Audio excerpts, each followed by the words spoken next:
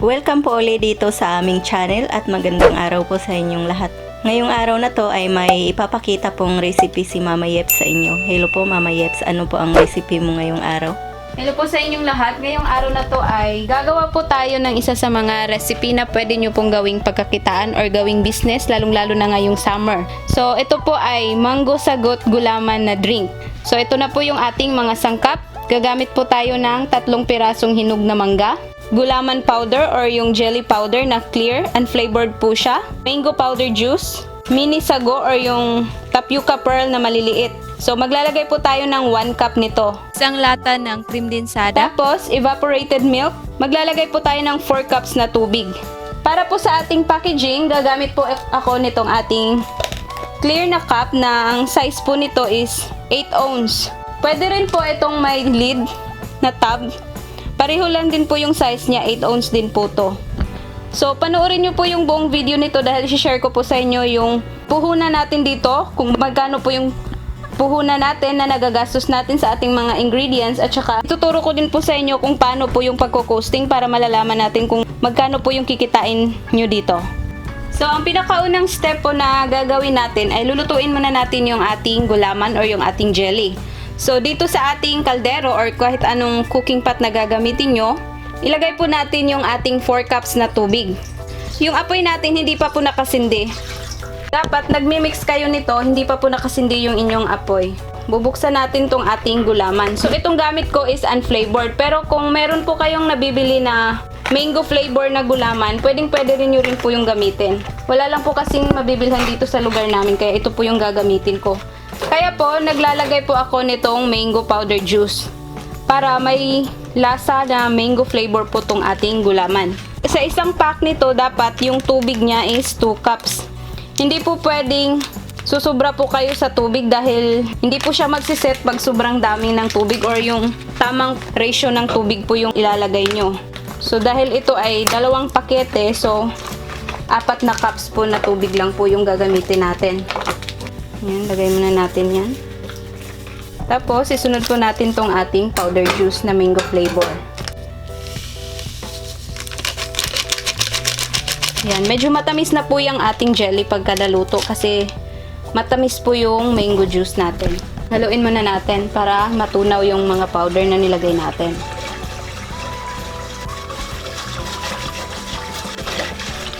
Yan, once natunaw na po lahat yung powder na nilagay natin, pwede na nating simulang sindihan yung ating apoy. Hihintayin po natin yan na kumulo. Nasa medium heat lang po yung apoy natin. Balikan natin pagka kulong-kulo na itong ating mixture ng jelly. Pagka ganito na kumukulo na po yung inyong mixture, haluin nyo lang po para hindi manikit sa ilalim. Tapos, pwede na po natin patayin yung ating stove. Para i-transfer na po natin sa ating container at hihintayin po natin siyang lumamig para mag-set yung ating jelly. Ayan, isasalin ko na po dito sa ating container. So, bali, hahatiin ko po to. Itong isa ay pagka mag-set na yung ating jelly ay gagawin natin siyang or isa-slice natin siyang cubes. Tapos, itong isa naman ay isa-shred po natin siya. Yan po, hihintayin po natin itong lumamig. Pwede po natin siyang i-refrigerate or lagay po natin sa ating ref ng mga 1 hour hanggang sa mag-set po yung ating jelly. So, balikan po natin mamaya pagka malamig na po ito. Habang hinihintay po nating mag-set yung ating jelly, ang second step po na gagawin natin ay lulutuin po natin yung ating sago or yung ating mini sago. So, dito sa ating kaldero, magpapakulo lang po tayo ng tubig. Mga 1 pitchel na tubig po yung ilalagay natin. Tapos, papakuluin po natin yan. Pag once na kumulo na, tsaka na po natin lagay yung ating 1 cup na sago. Tatakpan po muna natin. So, itong 2 mangga natin, hihiwain ko po siya ng cubes. Tapos, itong isa, isi-shred po natin gamit yung ating pang-shred na parang sabuko na ginagamit.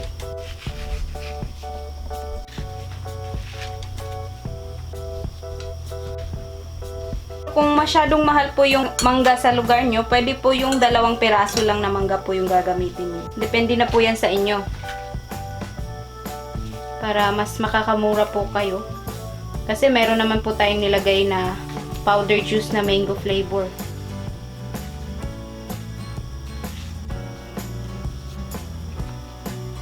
itong isang pirasong mangga natin, isi-shred po natin.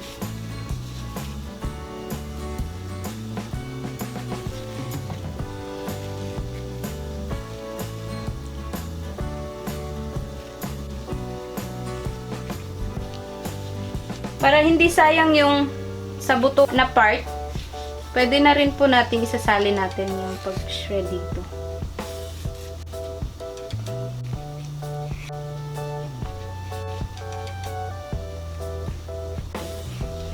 Ayan po, kumukulo na po yung ating tubig.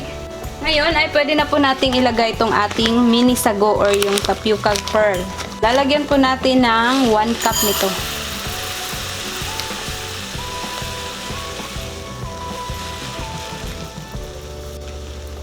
Ayan. Lutuin po natin to na mga 15 to 18 minutes. Halu-haluin po natin para hindi siya manikit sa ilalim. Nasa medium heat lang po para hindi masusunog yung ating sago. Balikan po natin pagkaluto na tong ating sago after mga 18 minutes. Ayan, after 15 minutes, magiging ganito na po yung hitsura niya. So, napapansin nyo, meron pa po siyang puti-puti sa gitna. So, ang gagawin natin ngayon, papatayin muna natin yung ating apoy. Tapos, isisimmer natin to, takpan po natin ng mga 20 minutes. Tsaka natin siya huhugasan or i-drain sa malamig na tubig. Ngayon naman, balikan na po natin yung ating jelly kanina na pinalamig. So yan, nag-set na po yung ating jelly. Medyo matigas na po siya. So ngayon, ready na po natin tong hiwain. Ihiwain natin to ng maliliit na cubes.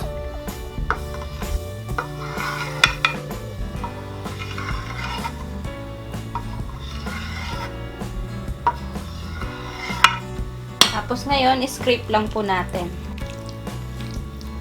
Itong isa naman ay isi-scrape po natin para magiging ganito po yung hitsura niya.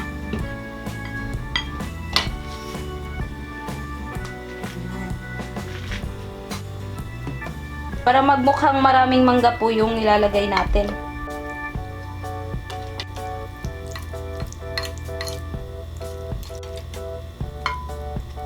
Ito na po yung magiging hitsura ng ating sago pagkatapos ko pong nahugasan at na-drain po yung tubig.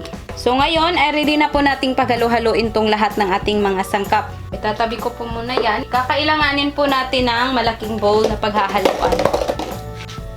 Tapos, kung gusto nyo pagkatapos nyong ma-mix ay pwede nyo nang kainin kaagad or mabibenta kaagad. Mas maganda na yung inyong cream sada, all-purpose cream, or yung inyong evap at saka condensed milk ay naka-chilled po siya bago nyo po gamitin para malamig na. Una po ay bubuksan po natin tong ating cream sada, or kung gusto nyo pong gamitin yung all-purpose cream, yun po yung una nating ilagay. Ngayon, ilagay na po natin tong ating cream sada. So, ito ay nasa mga 405 ml pala, yung malaking lata. Tapos, sunod natin tong ating evap milk. Haluin muna natin. Yan, pagka wala ng buo-buo, pwede na nating ilagay tong ating mga jelly muna. Itong na-shred at saka yung ating mga cubes.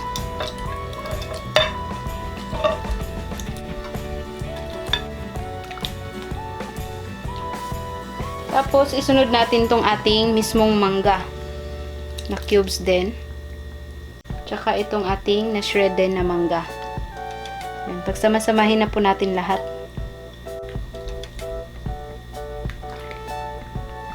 Huwag nyo lang masyadong haluin para hindi madudurog yung ating mangga. Para mas makikita pa rin po natin yung kanyang texture ng mangga. Ngayon ay ihahalo na po natin tong ating naluto na sago. Kung ayaw nyo po palang gumamit ng hilaw pa na sago, hassle po para sa inyo na magluluto pa po kayo ng sago, mayroon naman pong nabibili na luto na. Ngayon ay titikman po natin kung gaano siya katamis, kung kailangan pa ba nating magdagdag ng condensed milk or hindi na. So, tikman ko po muna siya. Kasi itong mangga na nabili natin, matamis na rin po siya. Kaya kung ayaw nyo ng masyadong matamis, pwede hindi na kayo magdadagdag ng condensed milk. So, kayo na bahalang mag-adjust ng kanyang tamis kung nakukulangan po kayo sa tamis. Pero ako, sa preference ko, matamis na po siya. So, hindi ko na po gagamitin pala itong ating condensed milk. Pero kung gusto nyo pong medyo mas mapaparami pa to, gusto nyo dagdagan pa ng evap milk para mas marami po yung magagawa nyo, medyo tatabang po siya, kaya pwede kayong magdagdag pa ng kunting condensed milk. Yan. Para sa akin ay okay na to. So ngayon, ito na po yung ating mango sagot gulaman drinks. Ngayon ay, kung gusto nyo pong ibenta, pwede nyo pong ilalagay dito. Ito po yung lalagyan nyo ng inyong mango sago. Or pwede rin po, kung gusto nyo ng may takip, ito po yung gagamitin nyo. Pareho lang yung pong sukat nito, 8 ounce siya pareho. So ngayon ay titingnan natin kung ilang piraso po yung magagawa natin para malalaman natin kung magkano po yung bintahan natin dito at magkano din po yung tutubuin natin.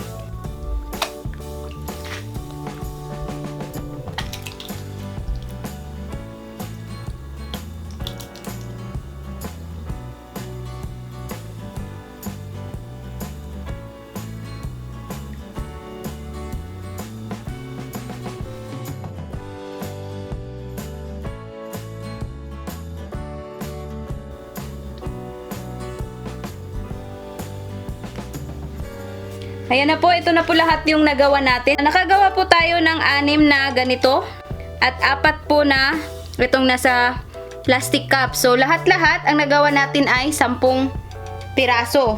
So yan na po yung ating mango sagot gulaman drink.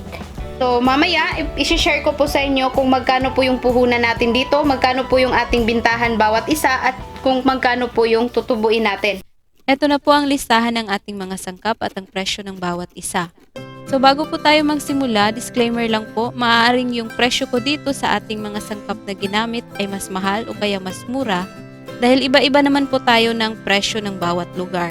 So kayo na po bahalang mag-adjust kung ano po yung presyo dyan sa lugar nyo. Para po sa ating 3 pirasong mangga, 90 pesos. Isang lata ng creme dinsada, 55 pesos. Isang lata ng evap milk, 27 pesos. 2 pack ng unflavored gulaman, 28 pesos. Isang pack ng mango powder juice, 20 pesos. 1 cup ng mini sago, 10 pesos. Sa 10 pirasong plastic cups na nagamit natin, 25 pesos. So lahat-lahat ang nagastos natin sa ating mga sangkap ay umabot tayo ng 255 pesos. Mag-charge na rin po tayo sa ating gas and electricity ng 20 pesos. At saka yung labor or pagod natin sa paggawa na 20 pesos. So lahat-lahat, ang total capital po natin ay umabot ng 295 pesos. At nakagawa po tayo ng 10 piraso.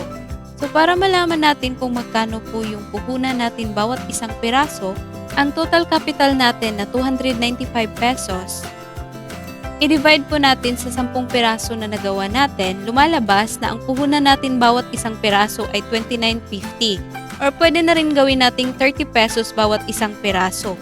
So dapat hindi po kayo bababa sa 30 pesos para hindi po kayo malugi. Pwede nyo pong ibenta ng mga 40 to 50 pesos. Depende na po sa inyo kung magkano nyo po ibebenta. Halimbawa, pagpasyahan mo na ibebenta mo siya ng 50 pesos bawat isa. So 50 pesos times 10 peraso na nagawa natin, pag maibenta mo yun lahat ay abot ng 500 pesos. So para malaman natin kung magkano po yung kita or yung net profit natin, 500 pesos bawasan natin sa ating total capital na 295, ang net profit or yung kita natin ay aabot ng 205 pesos. Sa 10 peraso lang yan. Imagine kung makabenta ka ng 20 to 30 pieces, pwede pa yung magdoble or magtriple yung kikitain mo. Diba? Laking tulong na po niyan.